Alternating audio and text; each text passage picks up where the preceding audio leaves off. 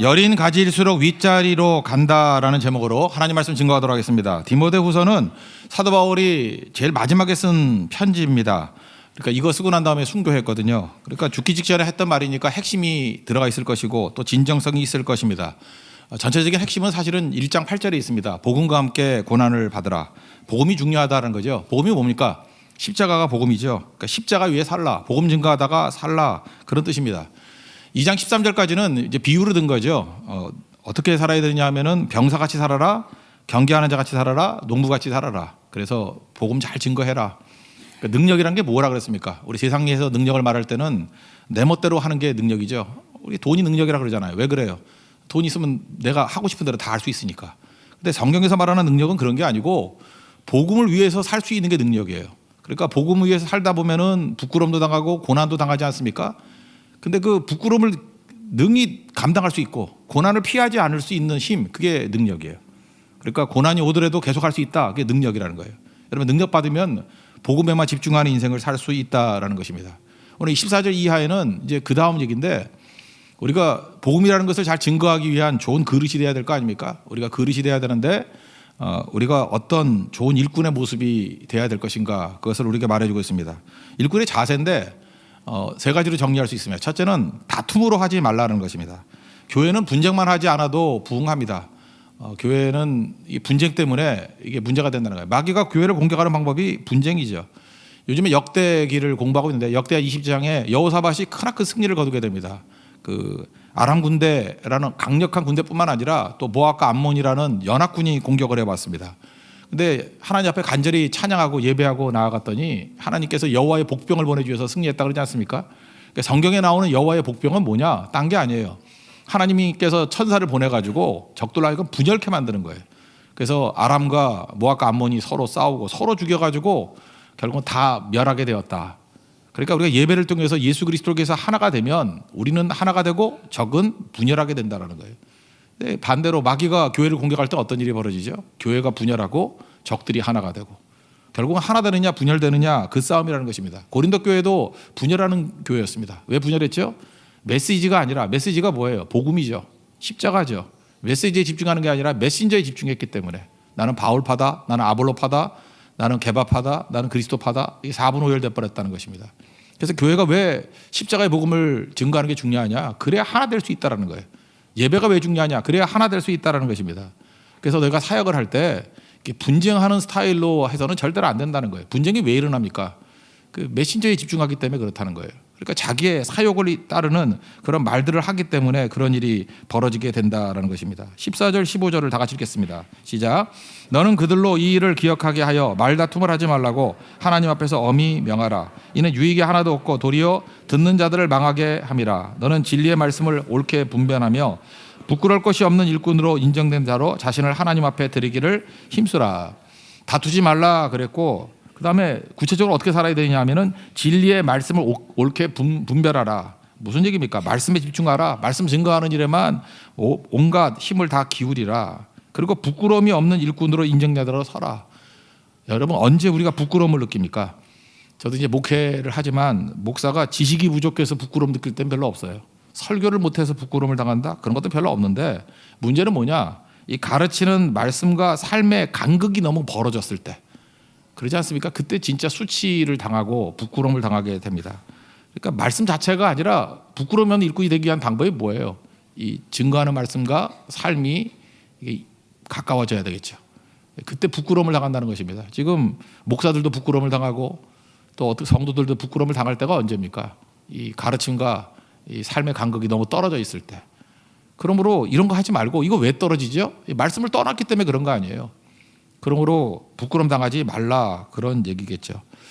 우리가 그 말씀 말고 자기의 욕심이 앞서게 되면 반드시 이게 다툼이 벌어지게 돼 있다는 것입니다. 요한복음 21장, 요한복음의 결론이자 복음서의 결론이라 그랬죠. 거기서 예수님과 베드로와 대화 나오지 않습니까? 너는 젊었을 때는 띠뛰고 스스로 띠뛰고 원하는 것으로 막 싸돌아다녔지만, 네 멋대로 했지만 늙어서는 내 팔을 벌리리니 남이 내게 띠띠우고 원하지 않는 곳으로 간다. 남이 누구겠어요? 예수님이죠. 예수님이 띠를 띄우고 예수님이 원하는 곳으로 간다. 그가 어떠한 죽음을 죽을지 알게 하잔다. 그런 말씀 아니에요. 예, 순교한다. 십자가에 거꾸로 매달려 죽게 된다. 예, 여기서 끝나야 되는데 베드로가 복음서에서는 아직도 문제투성이라 그러잖아요. 갑자기 옆에 있는 요한을 바라보고 궁금했던 거예요. 얘는요, 그러죠. 요한복음 21장 21절 보니까 이에 베드로가 그를 보고 예수께 여짜오되 주님, 이 사람은 어떻게 되겠사옵나이까? 지금 복음에는 관심이 없고 사람에 관심이 있는 거예요. 그래서 복음서 마지막이 아직도 덜 된 인간이다. 이걸 보여주는 거예요. 이러면 이게 복음 증거가 안 된다는 거죠. 얘는요. 그랬더니 예수님께서 사실은 그게 귀찮다는 거죠. 너나 잘해. 뭐 이렇게 말씀하신 건데 내가 올 때까지 그를 머물게 하고자 할지라도 내가 무슨 상관이 있느냐 그렇게 말씀하셨어요. 그러니까 무슨 얘기예요? 너나 잘하세요 그 얘기거든요. 다시 한번 읽어드릴게요. 내가 올 때까지 그를 머물게 하고자 할지라도 내가 뭘 하든지 간에 내가 무슨 상관이냐 그랬는데 베드로는 이게 독해력이 떨어져 가지고 나가서 뭐라고 떠들었냐 하면은 형제들에게 나가서 그 제자는 죽지 아니하겠다 하였으니 이거 뭐라 그러죠? 거짓말이죠. 베드로가 잘못 알아들어 가지고 걔는 안 죽는데 그래서 마지막 지금 시정해 주는 게 요한이 그렇게 말씀한 게 아니라는 거예요. 예수님의 말씀은 그가 죽지 않겠다 하신 것이 아니라 내가 올 때까지 그로 머물게 하고자 할지라도 내가 무슨 상관이냐 이렇게 말씀하셨다라고 하는 것으로 끝이 나요. 이게 무슨 얘기입니까? 교회가 말씀 앞에 집중하지 않고 복음 증거에 집중하지 않으면 이런 거짓 소문의 근원지가 될 수 있다라는 것을 보여주고 있습니다. 여러분 신앙생활 오래 하신 분들 많이 경험하지 않습니까? 많이 모이면 모일수록 이상한 헛소문이 돕니다. 그리고 많이 모이면 많이 관계를 가지면 가질수록 거짓으로 상처를 입을 때가 많이 있고 또 말로 고통당할 때가 많이 있다라는 것입니다. 그러니까 이게 무슨 얘기예요? 이런 식의 다툼을 하면은 복음 증거에 큰 장애가 된다는 거예요. 내가 마지막으로 얘기하는데 다툼으로 하지 않기 위해서는 이 자기 욕심, 시기, 질투 이런 거 버리지 않으면 절대로 될 수가 없다 그런 얘기죠. 그래서 이런 사람들을 뭐라 그러냐면 악성 종양이다, 암덩이다 이렇게 얘기를 해요. 암덩이의 특징이 뭔지 아십니까? 저도 요즘에 우리 가족 가운데 뭐 암 걸린 분들이 몇 분 계셔가지고 이렇게 쭉 들어보니까 의사 선생님이 그러더라고요. 간에 암이 있잖아요. 간에 암. 암의 특징이 뭐냐면 그 자리에 좀 계세요. 그러면 좋은데 이 간이라는 게 이 암이라는 게 막 돌아다닌대요. 간암이 간에 좀 있어야 되는데 다른 곳에 가서 살고자 해요. 그걸 전이라 그러잖아요. 막 돌아다닌다고요. 그래서 악성 종양, 이 암덩이 같은 성도들의 특징이 뭔지 알아요? 그 자리에서 떠드는 게 아니에요. 여기저기 돌아다니면서 막 전이시킨다는 거예요. 악성 종양이다 그러잖아요.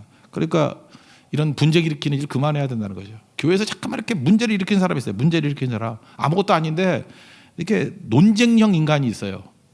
여러분 교회가 얼마나 어려움을 많이 당한지 아십니까? 그 축도할 때 있죠. 축도할 때 그게 사실 고린도후서 13장 13절인데 그게 뭐 삼일째 하나님 얘기하는 거 아니에요? 예수 그리스도의 은혜와 하나님의 사랑과 성령의 교통하심이 너희 무리와 함께 있을지어다. 이게 축도잖아요.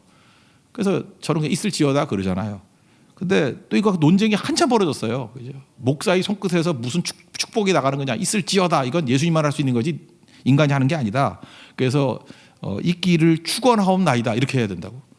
여러분들 아무 관심도 없죠. 축도하기 전에 집에 가니까. 그러니까 있을지어다라고 하는 거는 그건 예수님만 할 수 있는 거고 인간은 그렇게 하면 안 되고 축원하옵나이다 이렇게 하는 것이 겸손한 거고 그걸 통해서 하나님이 일하신다는 것을 의탁해야 된다. 이거 갖고 또 굉장히 오래 싸웠어요. 있을지어다 교회와 축원하옵나이다 교회. 지금은 관심도 없지만 그죠? 이런 것들이 굉장히 많이 있었다는 거예요. 중세 때 보면요, 우리 성찬식 오늘도 저녁에 성찬식 하지 않습니까? 성찬식 할 때 포도주에 예수님의 거룩한 보혈의 피를 상징하는 거 아닙니까? 이게 거룩한 거라는 거예요. 근데 거기에 파리가 날아가다가 빠졌다라는 거예요. 그러면 그 거룩한 그 포도주가 이 보혈의 피가 이게 손상을 입은 거냐, 부정해진 거냐, 아니면 부정한 파리가 거룩해진 거냐, 이거 갖고 싸움 말이 벌어졌어요.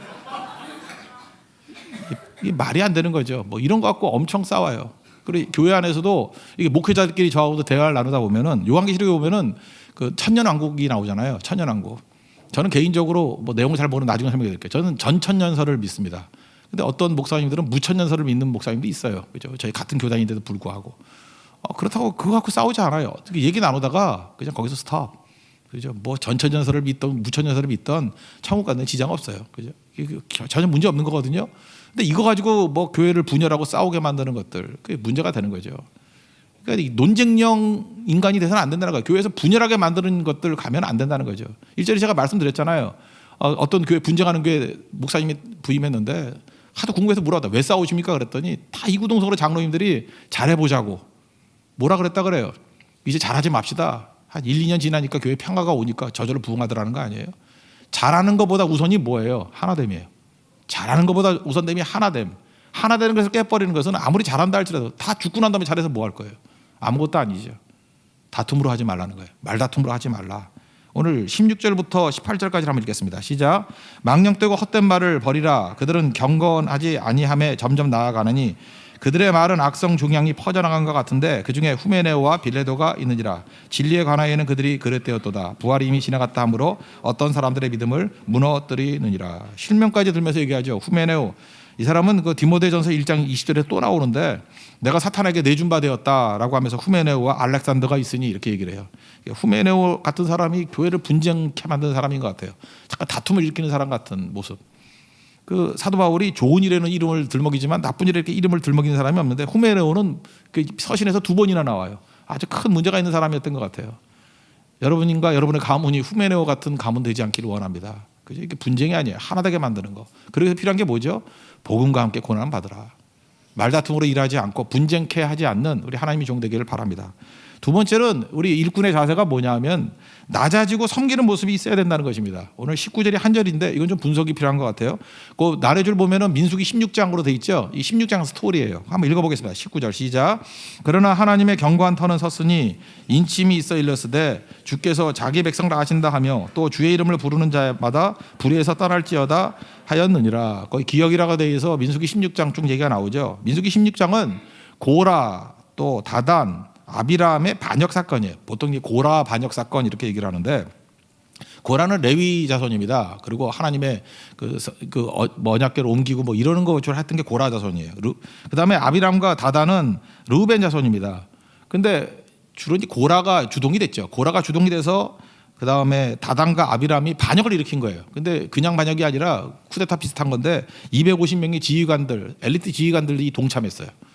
그러면서 그들이 얘기했던 게 뭐냐면 민수기 16장 3절을 보니까 굉장히 그럴듯한 메시지예요. 그러니까 이게 자기가 도전을 할 때 뭐 명분 없이 도전을 하지 않잖아요. 회중이 다 각각 거룩하고 여호와께서도 그들 중에 계시거늘. 그러니까 맞죠. 하나님의 백성께 다 거룩하죠. 그리고 하나님이 그들 중에도 계시잖아요. 뭐 안 계신 사람이 있어요? 다 말은 맞아요. 너희가 어찌하여 여호와 총회 위에 스스로 높이냐? 모세 너만 리더냐? 우리도 리더하면 안 돼? 이러면서 일어났다는 거예요. 반역을 일으켰다는 것입니다. 근데 여기서 모세가 참 그 자세가 좋죠. 부딪히지 않고 싸우지 않고 이 세력이 만만치 않았거든요. 하나님 앞에 엎드렸습니다. 엎드렸고 이렇게 설교했어요. 레위 자손들아, 고라 자손이죠. 너희가 너무 분수에 지나치도다. 분수 넘는 행동을 하고 있다. 레위인으로 섬기게 하심이 작은 일이 아니지 않느냐. 너 레위인으로 이렇게 섬기는 거 이게 작은 일이냐. 근데 왜 제사장의 직분을 구하느냐. 더 높아지려고. 자기가 생각할 때 더 높은 거 하려고. 그래서 반역을 일으켰다라는 것입니다. 계속된 도전과 하극상이 있었다는 거예요. 그래서 엎드려 기도해도 해결이 안 되는 거예요. 이게 계속 분쟁이 시작되는 거죠.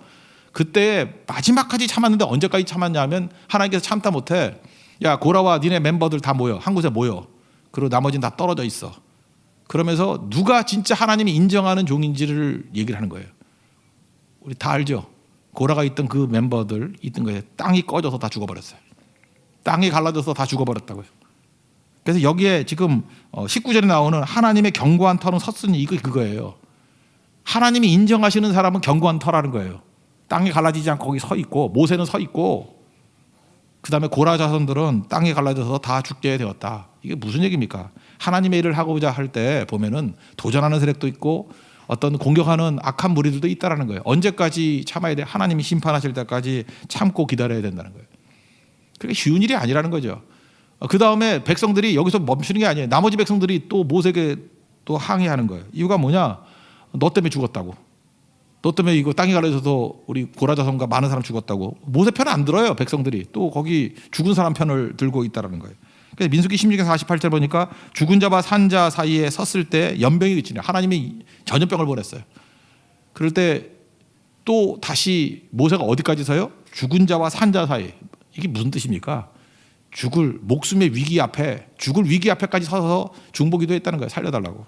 그래서 전염병을 죽은 사람이 14,700명. 그러니까 이 고라 사건으로 인해서요 14,700명이 죽게 되었다는 것입니다. 그러니까 하나님의 일을 할 때 뭐 평탄함만 있는 게 아니라는 거예요. 온갖 이런 분쟁할 일들이 많이 있을 때 모세가 했던 행동이 뭐예요? 자기가 판단 내리지 아니하고 자기가 결정 내리지 않고 엎드림을 통해서 하나님의 직접적인 심판으로 14,700명이 죽고 해결됐다라는 거예요. 하나님이 정말 여기까지 가야 된다는 거예요. 이렇게 겸손하고 섬기는 종이 돼야 된다는 것입니다. 온유가 뭐예요? 하나님이 심판하실 때까지 참는 거.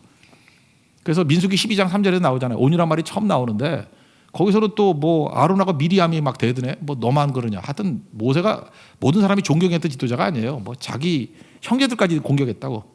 그럴 때 모세가 온유함이 지면에 있는 모든 사람보다 더하더라. 왜 그러죠?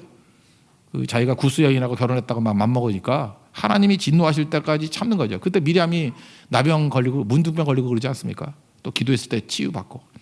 그러니까 하나님이 할 때 이렇게 칭찬만 듣고 박수만 받는 게 아니라는 거예요. 막 온갖 공격이 있고 막 도전이 있고 그렇다는 거예요. 그때 자기 힘 갖고 치려고 그러면 안 되고 모세같이 엎드려야 된다는 거예요. 엎드리고 참고 그게 온유거든요. 그럼 언제 심판이 있다고요? 하나님 직접 심판한다는 거예요. 땅에 갈라져 죽여버리든지 아니면 전염병으로 14,700명을 죽이든지 하나님이 판단하신다는 거예요. 이게 선악과죠. 내가 판단하는 게 아니고 선악의 판단은 하나님이 하신다. 이게 쉽습니까? 그렇지 않죠. 여기까지 가는 모습이 꼭 있어야 된다라는 것입니다. 그래서 23절부터 25절까지 온유함에 대한 설명입니다. 다 같이 읽겠습니다. 시작. 어리석고 무숙한 번련을 버리라. 이에서 다툼이 나는 줄 알미라. 주의 종은 마땅히 다투지 아니하고 모든 사람에 대하여 온유하며 가르치기를 잘하며 참으며 거역한 자를 온유함으로 훈계할지니 혹 하나님이 그들에게 회개함을 주사 진리를 알게 하실까 하며 그들로 깨어 마귀의 올무에서 벗어나 하나님께 사로잡힌 바 되어 그 뜻을 따르게 하실까 함이라. 온유함이 있어야 이렇게 반항하는 사람이라 할지라도 나중에 건진받고 죽게 돌아오는 부분이 있다라는 것입니다. 저도 사역을 하다 보면 또 저도 그렇고 많은 사람들이 연약하지 않습니까? 어떨 때는 막 자기가 할 수 있는 걸 다 토해낼 때가 있고 말해버릴 때가 있고 그래요. 그리고 다시 하나님 앞에 엎드려 기도할 때 참 부끄럽죠. 그때 뭐 이런 음성이 들은 것 같아요. 이제 시원하냐? 이제 후련하냐? 하나도 시원하지 않고 하나도 후련하지 않아요. 문제 더 벌어져요. 근데 엎드려서 하나님께 맡길 때 하나님이 해결하실 때 부작용이 없어요. 하나님이 도와주실 때는 근심을 겸하여 주지 않아요. 하나님이 일하실 때는 부작용이 없어요. 회전하는 그림자도 없다. 그러니까 부작용이 전혀 없는 모습이 있다는 것입니다. 그러니까 주님 의지하고 나가는 모습이 있어야 된다는 거예요. 그래서 교회는 언제나 지도자가 되려고 하는 사람, 이게 잘 섬기는 사람일수록 낮아져야 돼요. 낮아지는 모습이 있어야 된다는 것입니다. 요한복음 15장에 보면 포도나무 비유가 나오죠. 예수님이 포도나무고 우린 가지라고. 근데 이거를 교회론이다 이렇게 얘기하는 사람도 있고 또는 일꾼론이다 이렇게 얘기하는 사람이 있어요. 그 요한복음 15장 5절 보니까 나는 포도나무에 너희는 가지라. 내가 그 안에 그가 내 안에 내가 그 안에 거하면 사람이 열매를 많이 맺나니 나를 떠나서는 너희가 아무것도 할 수 없느니라. 이게 왜 교회론이고 이게 일꾼론이냐면 모든 나무들의 공통점이 있습니다. 공통점이 뭐냐면 나무가 있어요. 줄기가 나와요. 줄기가 하나 나와. 이게 첫 줄기죠. 첫 줄기니까 제일 강한 줄기겠죠. 첫 줄기가 제일 오래되니까 강한 줄기가 아니에요. 그 다음에 시간이 지나서 두 번째 줄기가 나와요. 두 번째 줄기가 첫 줄기 밑에 나와요? 위에 나와요? 나무 안 키워봤어요? 첫 줄기가 나오면 그 위로 나와요. 위로 나오면 좀 연약한 나무가 위로 나오잖아요. 그 다음에 세 번째 줄기가 나와요. 그러면 세 번째 줄기가 첫 줄기 밑에 나와요? 위로 나와요? 두 번째 줄기보다 더 위로 나와요. 그래서 대부분 나무가 보면 이렇게 바오밥 나무 빼놓고는 삼각형 같이 되죠. 그죠? 밑에 가지가 두껍고 위로 갈수록 작은 여린 가지가 쭉 나오게 된다는 거죠. 이게 교회라는 거예요. 교회에서 먼저 된 자들이 해야 될 일이 뭐냐? 큰 가지는 위로 가는 게 아니에요. 큰 가지는 밑가지가 돼야 된다는 거예요. 큰 가지가 강한 가지잖아요. 강한 가지는 밑가지가 돼야 된다는 거예요. 전체를 받쳐주는 밑받침이 되어줘야 된다는 거예요. 그게 교회입니다. 하나님께서 우리에게 이제 일꾼으로 부르시고 그렇잖아요. 그래서 하나님 앞에 먼저 부르심 받은 사람들, 강한 자들, 또 첫 번째 가지인 사람들 위로 가면은 나무 꺾여요. 무너져 버린다고. 근데 많은 순간에 자꾸만 우리가 먼저 된 자다 그러면서 위로 하다 보니까 나무가 꺾여버리고 부담스럽고 분란이 일어나게 된다는 것입니다. 교회 원리는 나무 하나 키워 보십시오. 내가 어떤 가지인지를 물어보라고요. 내가 하나님 앞에서 은혜 많이 받은 첫 번째 가지입니다. 내가 하나님께 축복 많이 받은 제일 강한 가지입니다. 그 밑가지가 돼야 돼요. 여린 가지일수록 윗가지가 돼야 된다. 위쪽으로 가야 된다고. 그게 교회입니다. 그래서 교회 위를 쭉 보면 그게 어린 사람들이 있는 거예요.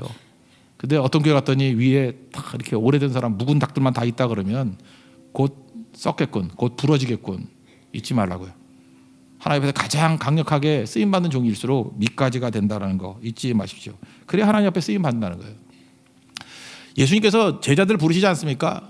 특별히 베드로 부르실 때 마태복음 4장 19절에 보니까 나를 따라오너라 내가 너희를 사람을 낚는 어부가 되게 하리라. 그랬더니 이제 왔다. 제가 볼 때 이거는 많은 사람들이 이제 오해가 되는 번역이라고 얘기를 해요. 오역이라기보다는 오해가 되는 번역. 이것 때문에 참 오해가 많이 되는 것 같아요. 사람 낚는 어부. 예수님께서 우리를 부르실 때 사람 낚는 어부가 되게 부르셨다 이렇게 얘기하니까 여러분 보세요. 내가 제자 시켜줄게. 사도 시켜줄게. 날 따라와. 그럼 내가 너를 사람을 낚는 어부가 되게 해줄게. 그 사람을 낚는 어부 그러면 여러분 느낌이 뭐예요? 어부가 고기를 낚았어요. 그럼 누구 이익이에요? 어부 이익이죠. 그래서 내가 고기를 잡았어요. 그 어부 이익이잖아요. 많이 잡았어요. 그 누구 이익이에요? 자기 이익이죠.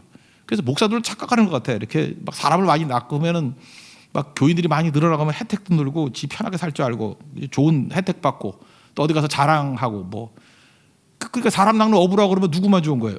여러분 평신도 입장에서 목사만 좋은 거고 여러분들도 같은 교인 같으면 어때요? 딴 교회 가서 자랑할 수 있고 막 우리 교회 대단한 교회야 막 이러니까 내가 좋은 것 같잖아요. 사람 낚는 어부.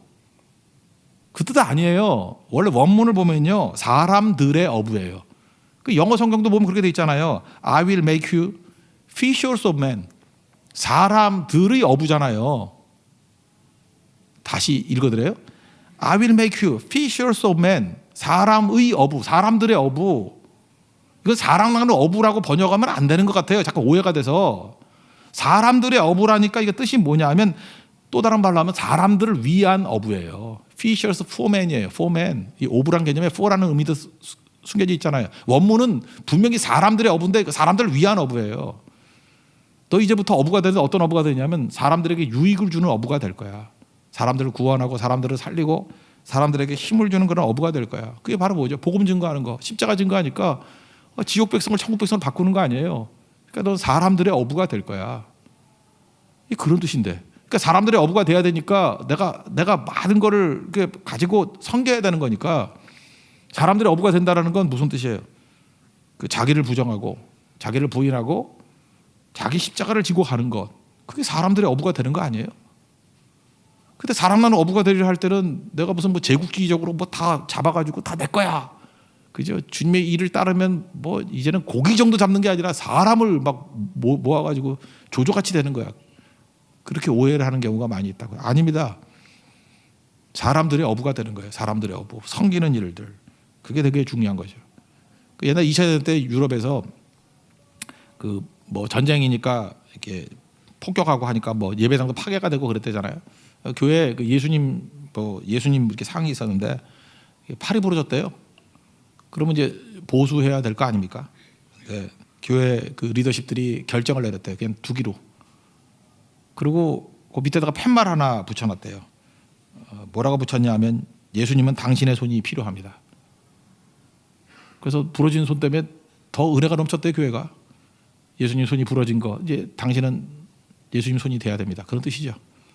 그래서 더 헌신했다고. 우리에게도 바로 이런 모습이 있어야 된다고 생각을 합니다. 그죠? 사람들은 어부돼서 내가 유익을 얻는 게 아니라 사람들을 위한 사람들의 어부가 되는 거예요. 이게 우리가 주께 부르심이면 일꾼들의 자세라는 것입니다. 그리고 세 번째는 쓰임받는 그릇이 되는 건데 깨끗한 거죠. 20절과 21절 읽겠습니다. 시작.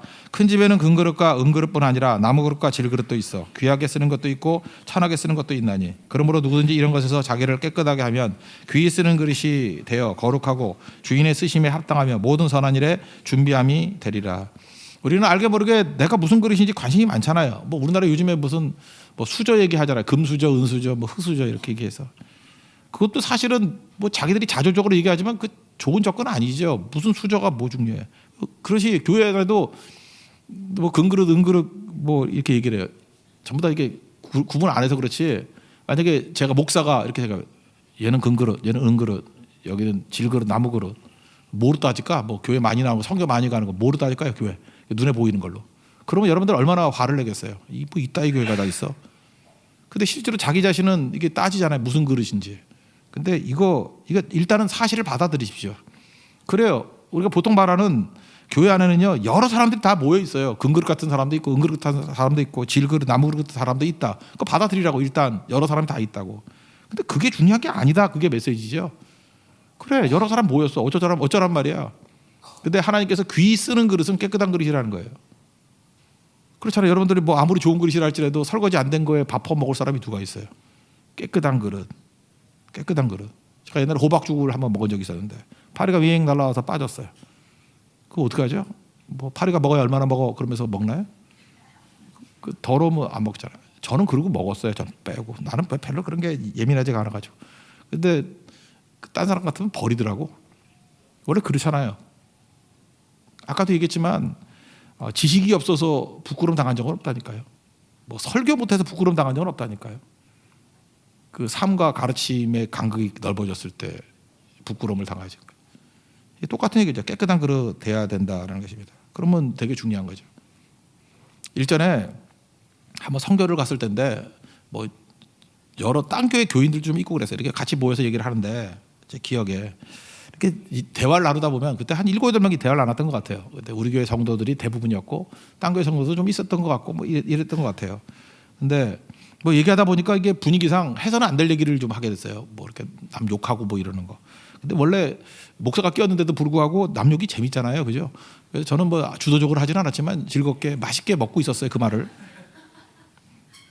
근데 그 중에 한 분이 이제 우리 교회는 교인인데 이렇게 딱 나서서 뛰는 여자 집사님은 아니에요. 이렇게 뭐 그렇다고 예수를 잘 안 믿는 것도 아니고 이렇게 뭐 활동적으로 하시는 분은 아닌데 그분이 그러더라고요. 약간 시니컬한 분이기도 해요. 이런 얘기 불신자가 들으면 큰일 나겠어요. 그러더라고 중간에.